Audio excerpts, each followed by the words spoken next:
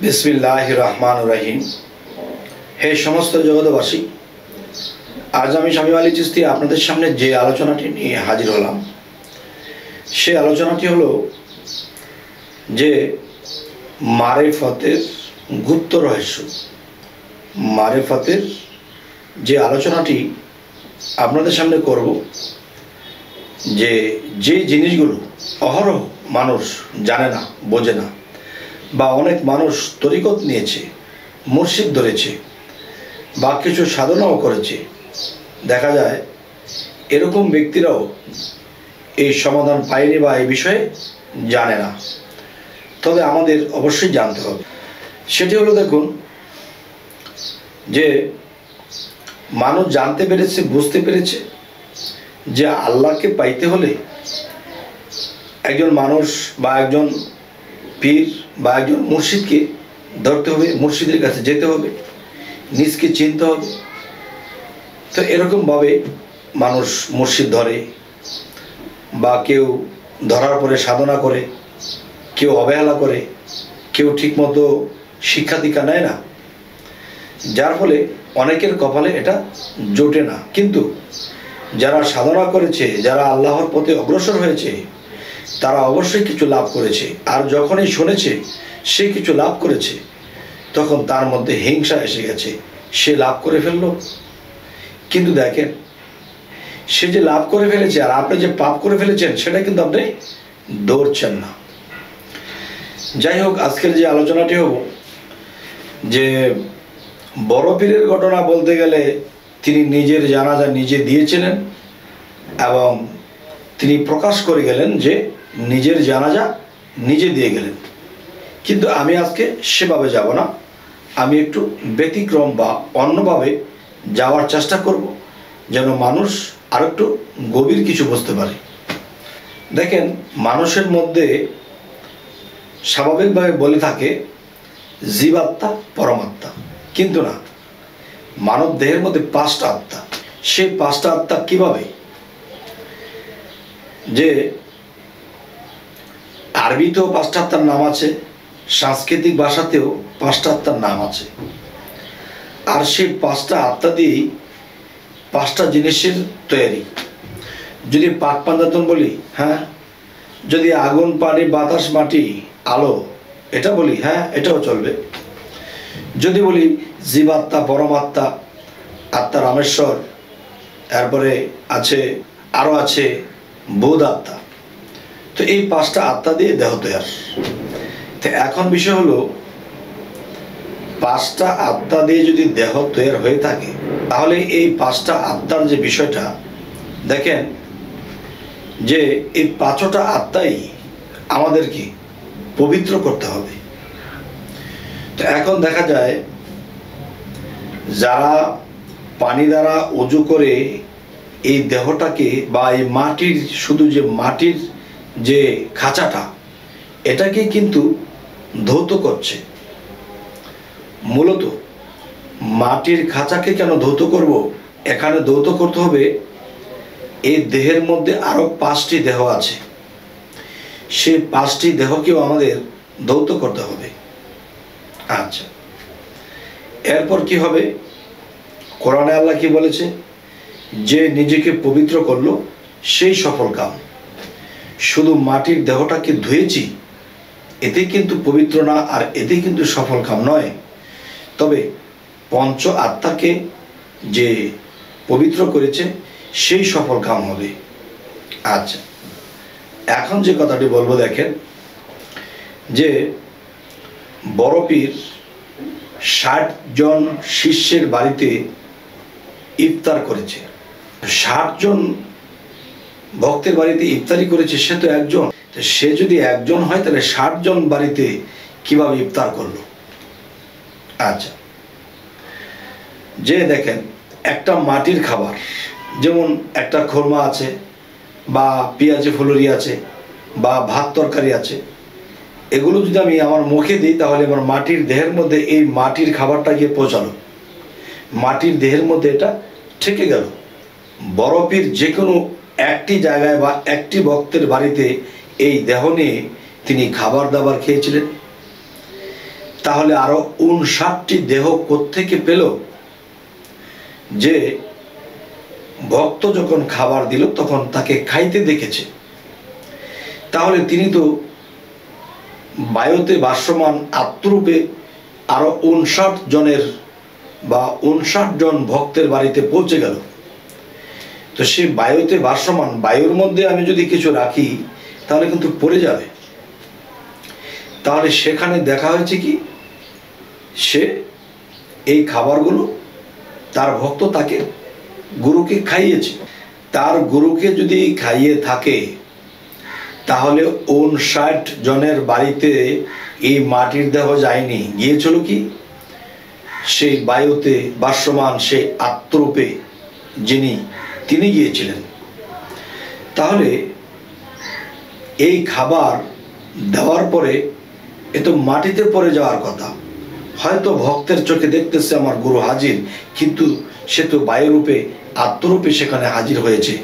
সেই ভক্তের দৃষ্টি খুলে গেছে, দেখতেছে, কিন্তু সেই মানুষটি একটি আত্মা বা 5টি আত্মা নিয়ে তিনি মানব দেহ নিয়ে আরো একটি ভক্তের বাড়িতে খাচ্ছে।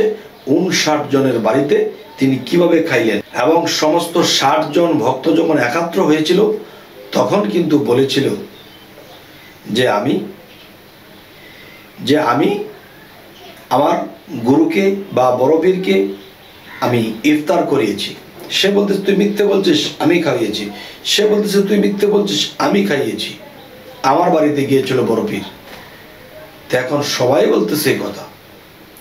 তো এটার মূল বিষয়টা কি? এটার মূল বিষয়টা হলো, দেখুন, ভক্তের কাছে যখন যে বায়ুরূপে ভাসমান হয়ে যখন সেই ভক্তের বাড়িতে বাড়িতে চলে গেল, তখন ভক্ত দেখতেছে আমার মুর্শিদ, আমার গুরু এটা খাচ্ছে। এটাই তো ভক্ত দেখছে। কিন্তু দেখেন যে বড় পীর তিনি তো একজনের বাড়িতে খাইতেছে, ভক্ষণ করছে। 60 জনের বাড়িতে কিভাবে সম্ভব? এখানের মূলে ফয়সালা। আপনারা কি বলেন? তবে আমি যতটুকু জানি, আল্লাহ আমাকে যতটুকু তৌফিক দান করে, আমি ততটুকুই বলবো যে ভক্ত যখন দেখতেছে সে গুরুকে বা বড় পীরকে খাদ্য দিয়েছে, তখন সেই খাদ্যগুলো সে দেখতেছে তার মুর্শিদ আব্দুল কাদের জিলানী তিনি খাচ্ছে। কিন্তু না, তিনি মনে হচ্ছে তিনি কে খাওয়াচ্ছে। তিনি তো মাটির দেহ নেই, মাটির মুখ নেই, এই মাটির খাবার কিভাবে খাবে? সে দেখতেছে তার মুর্শিদকে খাওয়াইতেছে, কিন্তু খাবারটা যাচ্ছে কোথায়? খাবারটা যাচ্ছে বড় পীরের ভক্তের মুখে। আর ভক্তের মুখে কথা বলে, ভক্তের মুখে খায়, ভক্তের মুখে আদেশ দিচ্ছে, এবং ভক্তের ফলাফল ভক্তের মধ্য থেকে ঘটে যাচ্ছে। সুবহানাল্লাহ। তাহলে যদি কেউ বলে যে না এটা নয়, কোনটা? যে বড় পীর নিজেই খেয়েছে, তাহলে মাটির দেহ এক বাড়িতে রয়েছে আর বাকিটা বায়ুতে ভাসমান, বায়ুর মধ্যে কিছু রাখলে সেটা নিচে পড়ে যাবে। তার মানে দেখেছে বড় পীর খেয়েছে, কিন্তু খেয়েছে ভক্তের মধ্যে। আপনারা কে বলেন? গেল এই বিষয়ে। এবার আসবো যে যতক্ষণ পর্যন্ত মানুষ এই কয়েকটা সাধনা না করবে ততক্ষণ পর্যন্ত তার আত্মার উদ্ধার করতে পারবে না। দেখেন, আপনি ঘুমিয়ে আছি, ঘুমের ঘরে চলে গেছেন এমুক বন্ধুর বাড়িতে, বন্ধুর সাথে দেখা হয়েছে, বন্ধুর সাথে টাকা পয়সা লেনদেন করা হয়েছে। এখন ঘুম থেকে উঠে আপনি বন্ধুর বাড়িতে বাস্তবে গিয়েছেন, গিয়ে বলতেছে বন্ধু তোমাকে কিন্তু টাকা পয়সা দেওয়া হয়ে গেছে। দোস্ত কবে দিলি? এই আজকে রাত্রে ঘুমের ঘরে স্বপ্নে দিয়েছি। তো স্বপ্নে যে সে দিয়েছিল সে তো এটা পায়নি, এবং সে বন্ধু তো তাকে দেখেনি। তাহলে সেখানে কে গেল? সে যে স্বপ্নে সেখানে গিয়েছে, বন্ধুকে টাকা দিয়েছে, দেখেছে তো সত্য, মিথ্যা নয়। যদি তাই হয় তাহলে এটা কে গেল? এক। দ্বিতীয়ত বন্ধু বলতেছে না আমার সাথে তো তোমার রাত্রে দেখা হয় নাই, স্বপ্নেও দেখা হয় নাই, আর তুমি বলছো টাকা দিয়েছো। তাহলে এখানে একটা বিষয় দেখেন, একটা হলো আপনি স্বপ্ন দেখেছেন, আমি তার সাথে কথা বলছি, তাকে টাকা পয়সা দিচ্ছি, এটা আপনার পর্যন্ত সীমাবদ্ধ, যাকে টাকা দিয়েছিলেন সে জানে না। তাহলে এই বিষয়টা কি? এবং স্বপ্নে আপনি একজনকে স্বপ্নে একটা কাপড় দিয়েছেন, তোমাকে একটা নতুন কাপড় দিলাম, যেটা পরো। তো যাকে দিয়েছেন সে যদি বলতে পারে স্বপ্নে তুমি আমাকে এটা দিয়ে গিয়েছিলি কালকে রাত্রে, আর যে স্বপ্নে দিয়ে আসছিল সেও বলে যে হ্যাঁ আমি তোমাকে স্বপ্নে দিয়েছিলাম, তাহলে দুইজন জানে। এটা কি বিষয়? এই বিষয়গুলো জানার নামই হলো মারেফতের গোপন রহস্য। যে এক জায়গায় আমি স্বপ্নে গিয়েছি, যার কাছে গিয়েছি সে বলতে পারে না, আরেকটা আছে যে আমি তার কাছে গিয়েছি, সেও বলতে পারে, আমিও বলতে পারি। এই যে স্তর বাই স্তর, এগুলা কিন্তু মারেফতের ও হাকিকতের সাইড, এই জিনিস নিয়ে কিন্তু মানুষ চিন্তা ভাবনা করে না। আচ্ছা, তবে আপনারা বলতে পারেন তাহলে এই কথাটা আপনি সেরে দেন। এই কথাগুলোর জন্য আপনাদের কাছে আমার একটা কথা থাকবে, দাওয়াত রইল, সামনাসামনি কথা বলবো। ইউটিউবে সব কথা বলা যায় না, তবে হ্যাঁ যার যার মসজিদ আছে এই কথাগুলো জেনে নিতে পারেন। আচ্ছা, তবে আপনারা বলতে পারেন যে তাহলে আপনি বললেন কেন? দেখেন, পুঁজি থাকলে ব্যবসা হয়। কিরকম?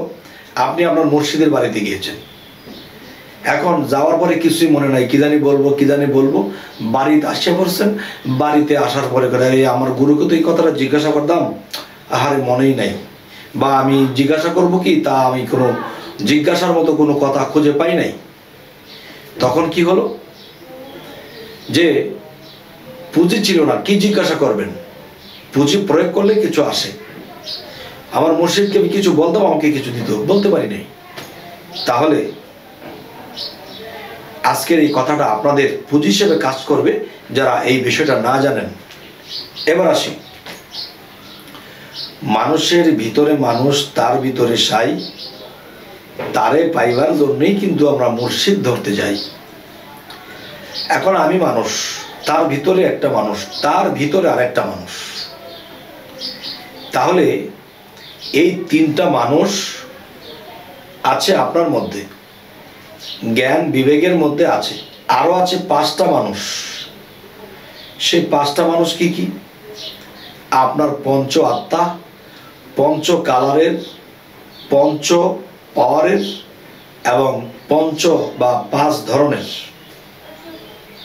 দেখবেন পাঁচজন সাহাবা ছিল নবীর, দেখা যায় পাঁচজনের সাথে কারো মিল ছিল না।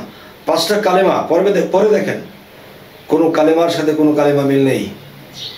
এবং পাঁচজন নবী, কারোর সাথে কারো মিল নেই। আগুন পানি বাতাস মাটি আলো, এই পাঁচ প্রকারের, পাঁচটা কালারের, পাঁচটা গুণের, কিন্তু দেখা যায় কারোর সাথে কারো মিল নেই। তাই আমি বলবো, হে সমস্ত জগতবাসী, মানুষের ভিতরে তিনটা মানুষ আছে। এখন যদি বলেন তিনটা মানুষ কি করে, আমি গভীরে যাব না, তবে উপর দিয়ে বলছি। আপনি যখন কোনো আলো বা কোনো রোদের সামনে আপনি দাঁড়িয়েছেন, উপরে সূর্য, আপনি দাঁড়িয়েছেন, আমরা ছায়া পড়েছে। এখন এই যে ছায়াটা, এই আপনি না থাকলে আপনার ছায়া থাকবে না। তাহলে আপনার দেহ আছে বলেই ছায়া আছে। তাহলে আপনি যখন নড়াচড়া করেন তখন ছায়াটা নড়াচড়া করে। তাহলে ছায়াটা কিন্তু আপনারই অংশ। ছায়াটা নড়াচড়া করে যখন আপনার দেহটা নড়াচড়া করে। আর আপনার ভিতরে কে নড়ে, এরপরে আপনি নড়েন, এরপরে ছায়া নড়ে। তাহলে আপনার মধ্যে বাহ্যিক জগতে গেলে তিনটা পাই, তাহলে ভিতরের জগতেও আরো তিনটা আছে। আচ্ছা, তো এবার আসবো কি, আপনার মধ্যে 6টা রিপু আছে, ফেরেশতা সকল আছে, দেব দেবতাগণ আছে। আচ্ছা, 10টা ইন্দ্রিয় আছে, 6টা লতিফা আছে, তো এখন বিষয় হলো যে সবই কিন্তু যে নিজেকে পবিত্র করে তখন সমস্ত কিছু পবিত্র হয়ে তখন এক রূপে রূপান্তর হয়। এখন খণ্ড খণ্ড বিখণ্ড করে আমাদের বুঝতে হয়, কিন্তু খণ্ড বিখণ্ড করে আমরা যদি বুঝতে না পারি তাহলে আমরা কিন্তু আল্লাহর ভেদ রহস্য বুঝবো না। এই জন্য কিছু কথা বলা হয়েছে যে দেখেন, তিনজনে মিলিয়া একজন যে করে চৈতন্যের ভজন তার দিব্য আঁকি খুলে। আচ্ছা, আমার জ্ঞান মন বিবেক এই তিনজন এবং পঞ্চ আত্মা। তাহলে এভাবে যারা নিজেকে পবিত্র করেছে তাদের জীবনে কি কি ঘটে? যে প্রেমের মানুষ বলে তারে এই পিঞ্জর হতে ছেড়ে গিয়া ঘুরে আবার আসতে পারে, দমের কোঠায় চাবি দিয়া হাস্তিকে নেস্তি করিয়া ফানাফিল্লার হালে গিয়া শ্রীকলা নগরে পরম বন্ধুর হবে দেখা বর্জক শহরে। মরা হইয়া ধরছে যেজন লাগ পাইয়াছে অধরারে, এবার সুলতান নাসিরা মকামে জলি এবং খফি দুয়ের শোনে গেলে দেখতে পাবে ধ্যানে মুর্শিদকে নজরে। এই আপনাকে হারাইলে পাওয়া যায় মাসুকেরে, এবার মুর্শিদ রূপ মিশিলে পরে তারে দেখিতে পারে এই আরশিতে ছবির মতো নিরঞ্জন কই তারে। আমি বলছি যে কথাটা বোঝাতে চাচ্ছি, একটা কুপির থেকে যদি 1 লক্ষ বাতি ধরাইয়া নেওয়া হয়, কুপির আগুন কি কমবে? না। 1 লক্ষ পুকুর আছে, আকাশে একটা সূর্য আছে। 1 লক্ষ পুকুরের মধ্যে যখন আপনি যাবেন দেখবেন যে 1 লক্ষ পুকুরে 1 লক্ষ সূর্য দেখা যায়। সেই সূর্যটা সেখানে যতটুকু বড় এবং যতটুকু পাওয়ার দেখছি, ঠিক সেই প্রত্যেকটা পুকুরের মধ্যে সেই পরিষ্কার পানির মধ্যে অতটুকু সূর্য এবং অতটুকুই পাওয়ার মনে হচ্ছে। ঠিক বড় পীর আব্দুল কাদের জিলানী তিনি যখন নিজেকে পবিত্র করলেন তখন কি হলো? তখন 1 লক্ষ হয়ে যেতে পারে। এটা তো 60 জন মাত্র, যে 60 জন ভক্তের বাড়িতে গিয়েছে। আমি বলবো 60 লক্ষ 60 কোটি ভক্তের বাড়িতে চলে যেতে পারবে যারা এই আত্মসাধনা করেছে, এই আত্মাকে ভ্রমণ করতে শিখিয়েছে, এই আত্মাকে পবিত্র করেছে। তাই বলা হয়েছে যে এই পিঞ্জর হতে ছেড়ে গিয়া ঘুরে আবার আসতে পারে, দমের কোঠায় চাবি দিয়া হাস্তিকে নাস্তি করিয়া ফানাফিল্লার হালে গিয়া শ্রীকলা নগরে, সেখানেই হবে খেলা। হে সমস্ত জগতবাসী, আজকের এই আলোচনা আপনাদেরকে কি বোঝাতে চাইছি? আমরা যে জগতে বসবাস করতেছি সকলের চোখে আমরা একটা মানুষ, কিন্তু না, আপনার মধ্যে লক্ষ মানুষ লুকিয়ে আছে, আপনার মধ্যে বিলিয়ন বিলিয়ন মানুষ লুকিয়ে আছে। আপনি যখন নিজেকে নিজে উদ্ধার করবেন এবং বাকি রেচক পুরক কুম্ভক সেই সাধনা করবেন, ধ্যান সাধনা করবেন, দিনের পর দিন ধ্যান করতে করতে ডুবে যাবেন, তখন সেই জিনিসগুলো আপনি দেখতে পাবেন। আমাদের মধ্যে একটা জিনিস আমরা দেখাই, বিশ্বের মধ্যে বা অক্ষর, এই বা অক্ষরের যে বিষয়টা হলো, বায়ের নক্তার ভিতরে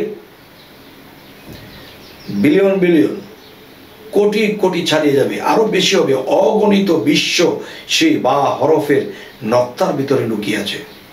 হে সমস্ত জগৎবাসী, আমার নিজের অন্তরের অন্তরস্থল থেকে এই কথাগুলো বলা হলো। আপনাদের কাছে কি ভালো লাগলো? যদি ভালো লাগে তো আলহামদুলিল্লাহ, আর যদি ভালো না লাগে তো নাই।